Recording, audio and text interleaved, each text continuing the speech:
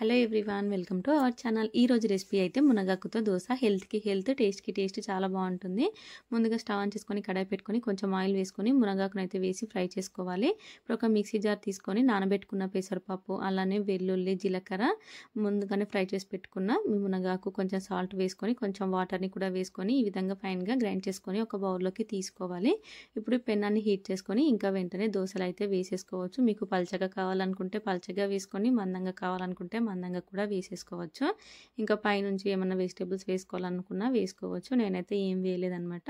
ఇంకా పైనుంచి లైట్గా ఆయిల్ని కానీ నెయ్యిని కానీ అప్లై చేసుకొని 2 సైడ్స్ మంచిగా కాల్చుకుంటే మనకైతే మునగాకు దోశ అయితే రెడీ అయిపోతుంది. మునగాకు అయితే మన హెల్త్కి చాలా మంచిది కదా. ఒకసారి ఈ విధంగా ట్రై చేయండి. మునగాకు డైరెక్ట్గా ఇస్తే ఎవరు కూడా తినరు, కర్రీస్లో వేసినా కూడా తినరు కదా. ఈ విధంగా దోశలా చేసి పెట్టండి, చాలా ఇష్టంగా తినేస్తారు.